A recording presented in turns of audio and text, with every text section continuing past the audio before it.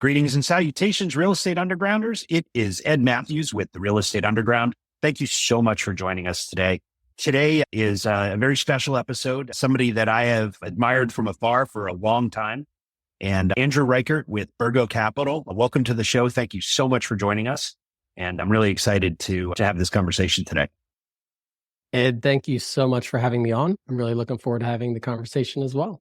Yeah. And so for those folks that aren't necessarily aware of you, why don't you tell us a little bit about yourself and who you are and what you do for a living? Absolutely. If you don't mind, I'll just unpack a little bit of my story. Please do. I grew up as a bit of a rebellious child, ultimately ended up getting expelled from high school due to some bad decisions I was making along the way. I tell folks I got my starts in entrepreneurship, unfortunately, selling and doing things that were not legal. Everybody else was mowing grass in high school. I was selling grass. Lo and behold, I ended up getting accepted into a great college in Pittsburgh. And that was really where I started to read books about mindset and about real estate. And so I read this book called Rich Dad, Poor Dad. And I was like, wow, he talks about buying real estate in there and being an entrepreneur. And I was like, oh, these are the kinds of things that I really want to do. And so I started really applying myself to school. And I bought my first duplex the year I graduated from college. And I bought it with no cash, no experience, no credit. And I actually walked away from closing with a check for 20 grand. So that's how I got started in real estate. Bought this duplex. And I had a great job for 5 years right out of college, but always really felt like I was called to real estate. And so I resigned from that job in 2012 to start what is now called Burgo. As you mentioned, Burgo Capital is our business, and we've raised over $100 million from investors. We've purchased over $300 million of real estate. We primarily own and operate multifamily real estate. We've got over 100 employees, and we focus on multifamily workforce housing in the heartland of America. So that's really our business today.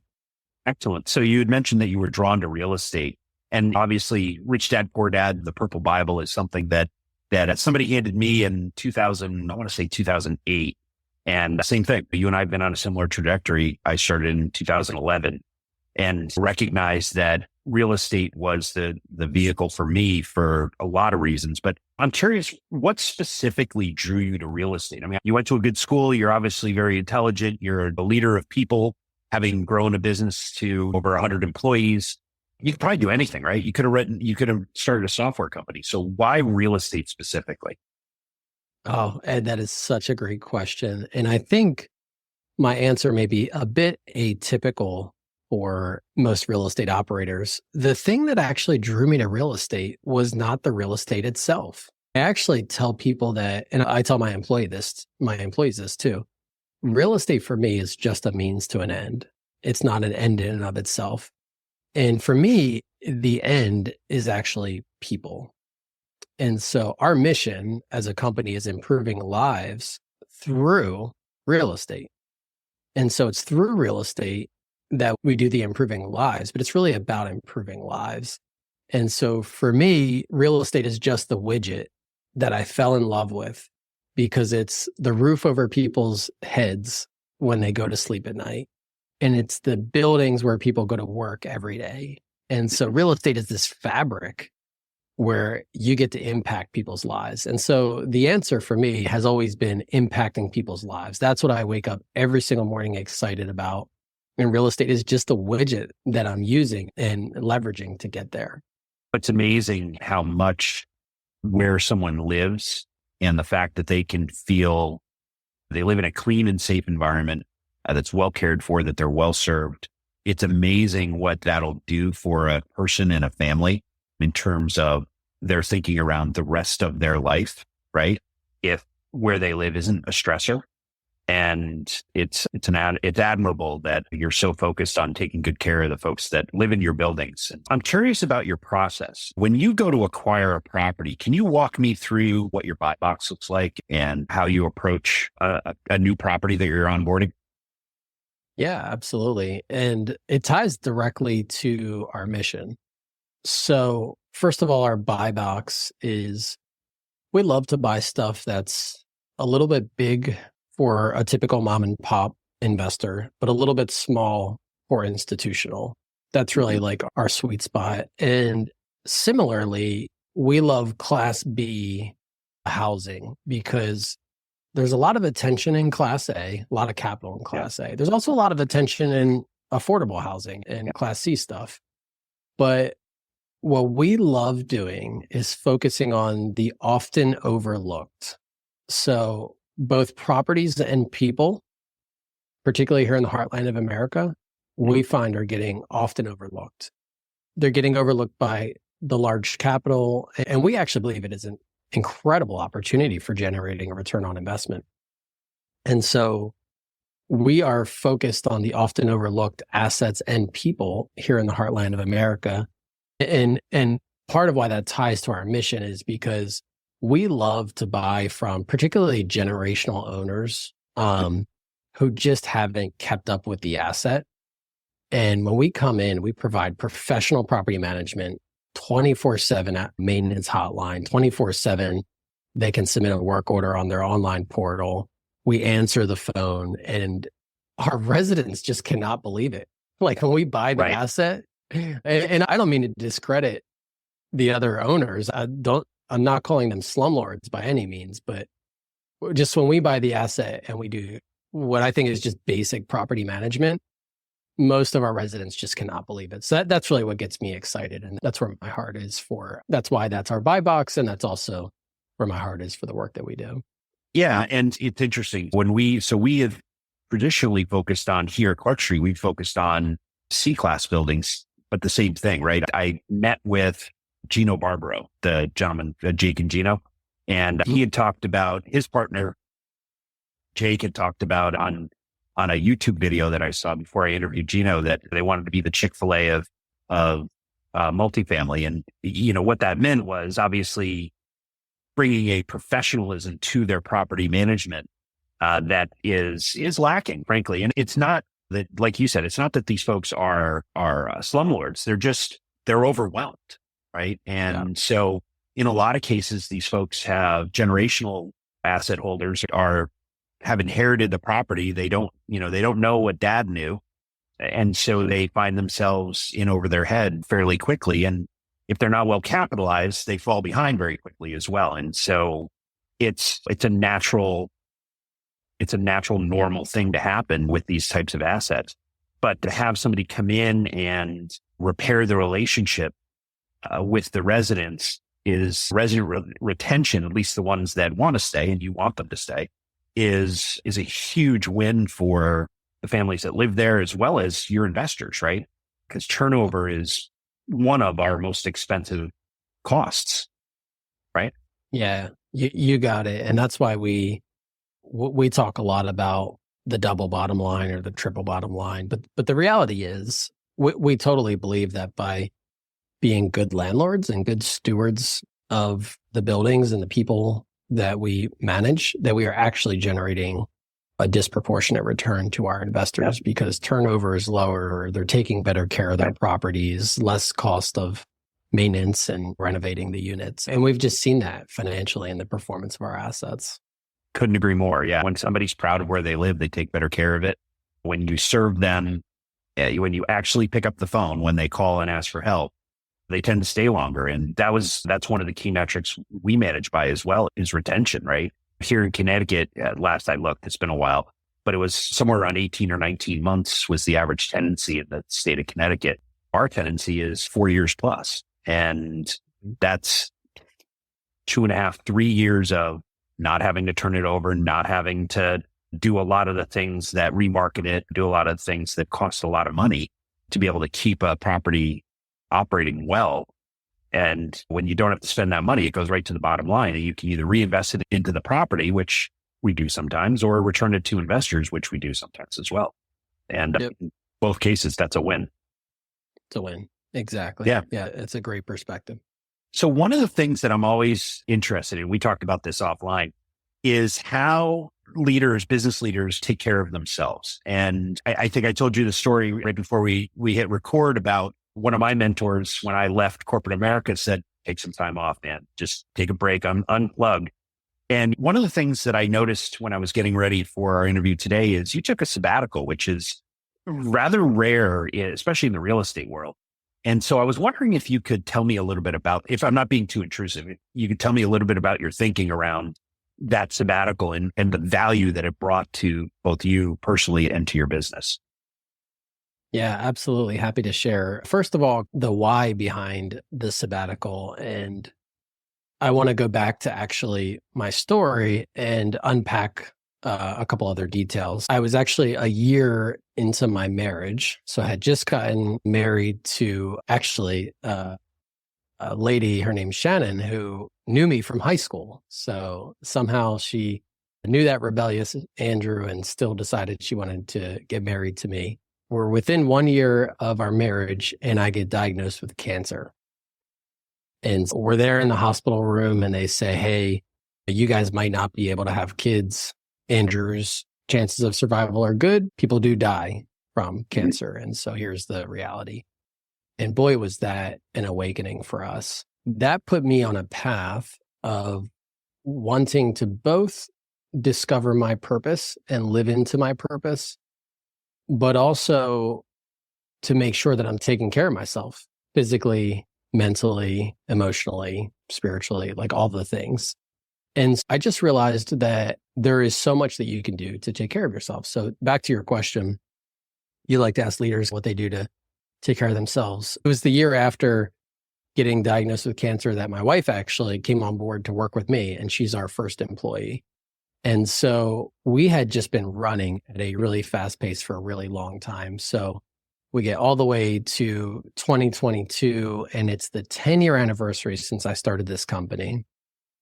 And I am just burned out. So I had already been doing a lot to focus on myself physically, mentally, emotionally, spiritually, but I just felt like something was still missing. And so I started to have these physical manifestations of stress and panic. Like my shoulders were tense and my eye was twitching and my hands were sweaty. And I'm like, this is not normal. And so I just knew something had to give or else I was going to give. And so I made the decision right then to take 1 month off work. And at the time I felt like, wow, this is an impossible thing. How in the heck can I take a month off work? But then I started asking myself the question, what would have to be true for me to take a month off work? And that took my limiting belief and transformed it into a liberating truth. It's, oh, I can take a month off work and here's how I can do it. And so that was really the beginning of the process. I took a month off that August, and I've actually made a habit of doing that every year now. I actually take a little bit of a mini sabbatical, but I take a sabbatical every year. Good for you. Yeah, it's amazing what you can accomplish when you're clear-headed. And being somebody that is prone to stress and anxiety myself, being able to unplug, if only for a few days, but 30 days is a dream. I would love to do that. It's a great idea. It's interesting. So I looked at that process of taking time off in a different way, in that about a year and a half ago, I was diagnosed with appendicitis. And oh boy, I missed the better bit. It was a fairly complex issue. And I ended up missing about 10, 12 days of work. And so I didn't have the luxury of being able to have that conversation about what needs to be true in order for this to happen. It was just happening. There was no negotiation. But one of the things I discovered is that the systems we had put in place, the team that we have built, part of what it helped me do is let go a little bit and trust the team that we have in place, which I did, at least I thought I did, until I really needed to and didn't have a choice. And I disappeared for the better part of, my wife took my phone away. I was literally on the hospital bed in the emergency room texting, and I put it down for a second and she grabbed it and put it away. And I didn't see that phone for the better part of 10 days. And I fully expected, man, to come back to a pile of emails, unpaid bills, and upset people. And what I came back to was a clean inbox All the bills had been paid. All the contractors had been paid. Projects were on time. Residents were taken care of.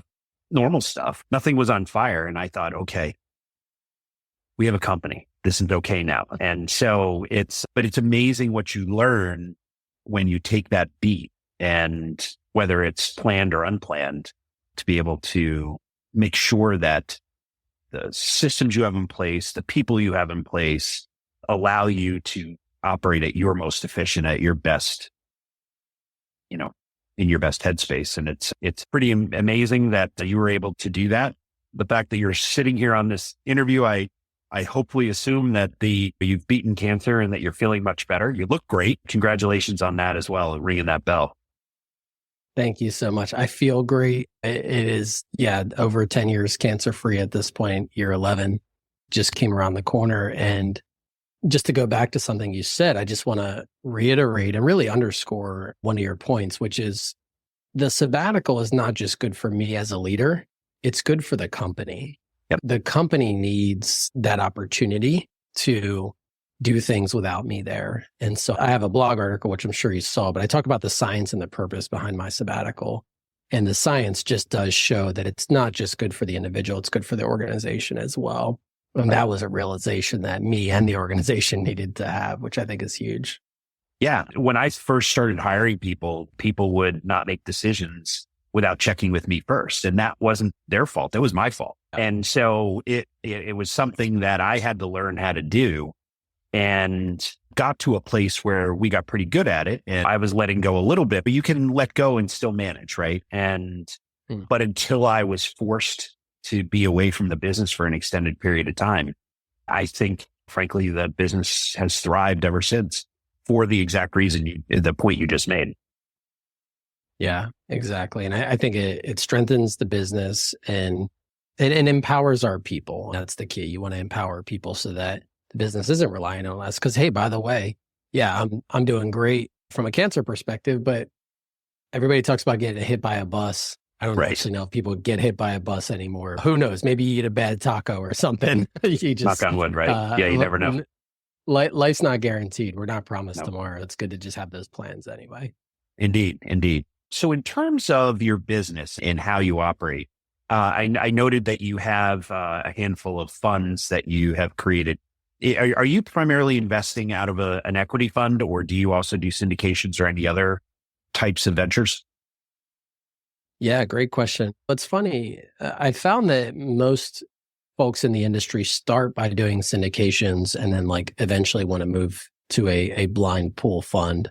For whatever reason, we did the total opposite. So we started with a blind pool fund. We wanted to raise a proof of concept fund for 10 million. We ended up raising 17 million. Our investors loved that fund. We launched a second fund. We tried to raise 30. We ended up raising 45. And so we started with funds, but then early last year, 2023, we decided to try syndications because there was just some investors that said, hey, I'd love to invest with you, but I'd love to invest in a particular deal. I like to sink my teeth into the underwriting of a deal. And so we're like, all right, let's try some syndications. So today we do both, but we did it in a little bit of the opposite order of most real estate investing operators. So how do you decide? You come across a property that it fits your buying criteria. How do you decide this one's a syndicate versus this one should be funded by our equity fund? Yeah, great question. And fortunately, we actually don't have to make that decision. So what we do is we always buy it with our fund, and then we syndicate out of the fund. So the fund always retains some ownership and is basically the general partner of the syndication. And then the syndication will also allow individual investors to come into the individual syndication. So we've landed on a both end as opposed to an either or. Wow, that's really clever. I had never contemplating that before. Usually with us, we look at it from a deal size perspective. So that's interesting. We're pretty deep into our 30 minutes here. I'm a little tight on time, but if you'll indulge me, I'd love to buy you a cup of coffee at some point and pick your brain on that. Anytime, Ed. All right, cool. All right, with that, let's get into the final five, our lightning round, and let's dig into how your brain works even further. So let's talk about purpose. I want you to finish the sentence. My purpose is. Stay with us. We'll be right back. A motivated seller just filled out your web form. If you call back within 5 minutes, you're nearly 4 times more likely to get that seller appointment. But delay your follow-up by even just 10 minutes? Forget it. You're toast. Ella Vista Connect calls that lead back in 60 seconds, qualifies them, and schedules your meeting. Find out how much slow follow-up is costing you. Free calculator at ellavista.com/underground.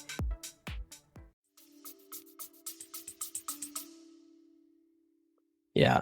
So I am going to finish the sentence, but if you'll indulge me, I know it's a lightning round. I'm just going to mention, I literally just wrote a book on purpose. It's called Priorities on Purpose.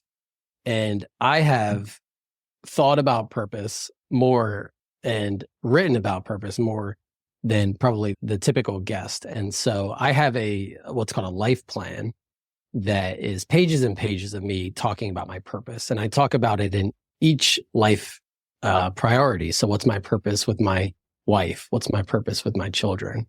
What's my purpose with my finances? So I'm going to boil that down into one sentence, which is, I see it every morning in front of my vanity. I have this kind of vision board, and it says, my purpose is to love, to serve, and to give. And that's ultimately what my entire purpose boils down into. Okay. So when you break down your life plan, you have actually gone through the process of thinking about how you want to come to the table as a husband, as a father, as a business leader, as a friend. And so what does that look like? What's that exercise look like? I would imagine it's a pretty long process, right? It is. And I talk about it in my book, Priorities on Purpose. And I can't take credit for that process. I actually got the process from, I was going through some coaching with a guy by the name of Michael Hyatt, and he co-authored a book called Living Forward. Living Forward is the process that I follow, which is basically begin with the end in mind. So you actually write your own eulogy. How do I want to be remembered when I'm no longer here? Then you develop your life accounts. So I have 10 life accounts of being, like physical, mental, emotional, spiritual, life accounts of relating, like marital, parental, social, and life accounts of doing, like vocation, avocation, financial. And in each of those life accounts, I have a purpose. I have an envisioned future. I have my current reality. I have obstacles. And then I say, what am I actually going to do this year? What are my commitments or my goals for this year in that life account? Wow. Talk about living with intention. So when does the book come out? I'm just curious. See, we're recording this first week of December in 2024. So when does the book come out? Yeah, it comes out on Tuesday, actually. December 10th, I'll be doing a global live stream to officially go through the book launch. And then Wednesday, the 11th, we have a big party. 300 people are going to be there. I'll be doing some book signing, and really excited to get the book into people's hands. Wow. So we're catching you at the right time. So congratulations on publishing. It's a heck of an accomplishment. All right, so we're going to talk about this a little bit later, but let's get back to the lightning round. So I'm always curious about leaders and their mentors. What is the best advice you ever got from somebody that was important to you, and who gave it to you? Yeah. Boy, I'll tell you what, I have gotten so much good advice from so many mentors that it's really hard to pick just one. I think you and I are wired similarly that way, Ed, where I've just had so many people that have poured into my life through the years that I'm just incredibly grateful for. So I'll just pick one. It's specific to my business. I could probably pick one in every single life account, like who was the best piece of advice as a father or as a husband. But I'll just pick one for my business, which is when I was thinking about starting this business, I sat down, I had coffee with a mentor, and he said, look, Andrew, you should just do it, because if it doesn't work out, you can always go back to your corporate job. Maybe not the same company, but you'll be able to get that same job or even a better job. But you won't always have the opportunity to start a real estate business that really follows your purpose and follows your passions. And so it was that conversation that led me to resign, and really grateful for that mentor who gave me that advice, and I ended up leaving and never looked back. And it's worked out nicely. It has worked out nicely. So I also am a big believer here at Clark Street. We don't believe in mistakes as a negative. The fact is, I think you learn more from your mistakes than you do from your successes. So I'm curious about, from your perspective on a business level, what's a mistake that you made that you'd love to have back? And frankly, how did you recover from it? Oh, that's another one. I could give you 1,000 mistakes in the 12 years that I've been running this business now. I make mistakes daily, like literally still make mistakes daily, where at the end of the day, I do an exercise that's called the examine, where I look back at my day and I say, what happened today? And I just every day I'm like, oh, I really blew it there. I actually got it right there. So again, I could go on for hours and hours on this particular topic. I'll just pick one again, just because this is a real estate podcast. I'll pick one that's business related. I make mistakes as a father and as a husband all the time. And in fact, what I found, and you didn't ask this question, actually, you did say, how do you recover? What I found is that it's just important to apologize. Like with my girls, I have 3 daughters. When I blow it, I just say, hey girls, daddy blew it. I'm so sorry. And they forgive me. And it's such a beautiful thing. So I'll give you the business answer real quick, but it's not the only mistake I've made. And I don't even know that I would call it a mistake, because I learned from it. So to your point, Nelson Mandela said, I never lose. I either win or I learn. The biggest mistake that I would point to is just doing way too many things when I first started this business. So I was doing ground up development, built a 36 unit property right next to our office. We built 3 townhomes. We did historic renovations. So total gut rehabs. I'm flipping houses. I'm doing commercial property management. I'm doing third-party property management, or buying multifamily, buying single family. We're doing Airbnbs. I had 20 Airbnbs at one point. Just so unfocused. And so that was, I believe, like part of the beginning of the end for me in terms of the burnout.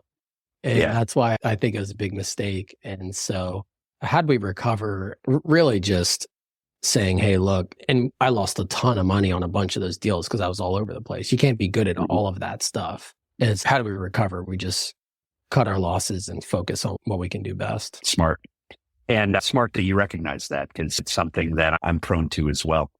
Entrepreneurial ADD is what I refer to it as. Yep. So leaders almost universally tend to be readers. And so I'm curious about the book, virtual or otherwise, that's on your nightstand. And who are you paying attention to these days? Oh, yeah. Again, could talk for a long time about all of the stuff that I read. I tend to read in different categories. I read a ton of business books. I read a ton of health and fitness books, just because of my battle with cancer and my desire for longevity. I read a lot of spiritual stuff. I read a lot of psychology, mental, emotional kind of understanding. So I'll just answer your question and pick one book. This year, probably the most impactful book that I read this year, and it is on my nightstand, but it's in my Kindle, is Outlive by Peter Attia. He just really breaks down the components to longevity, living a long life, and how so much of it is within our grasp, and we just need to focus on the right things. Okay. All right. We'll be certain to list that in the show notes. Last question on the lightning round. So I want you to finish this sentence. Success means. Yeah. I'm going to go with success means legacy. And some people think of legacy as financial, but for me, it's just not. In fact, from a financial perspective, I'm at the place where I'm not even thinking about that personally, because I actually, this is a bit of a contrarian perspective, but I found that actually like giving money to children, I think about my girls, like I don't plan to leave them with a big financial legacy, because I've actually found that the data shows that's maybe counterproductive. And for me, it's what am I teaching them? What are the principles I'm giving them? And not just my daughters, but like the world. So I think of success as just like leaving the world a better place than I found it. And that's really how I think of success. I love that. Yeah. If most people thought that way, we would be living in a very different world. Yeah. Okay. So when not talking about real estate, and although we've diverged from the real estate theme a little bit here, but with purpose, what else do you like to do? Yeah, I love to mention I read a lot. As a result of that, I write a lot. I've got this book coming out. And honestly, I love being a dad. I'm raising 3 girls. I take them on a daddy-daughter date once a month, get one-on-one time with them every day. I love, as you mentioned, we're recording this in December. It's the holiday time. Santa's coming pretty soon. I love just enjoying life and celebrating with them. It's the best thing you'll ever do is being a dad, especially a dad of girls who I have 2 myself. They're older. They're 22 and 17, but it's the best thing you'll ever do. So Andrew, if people want to get in touch with you or learn more about Burgo Capital, what is the best way to do that?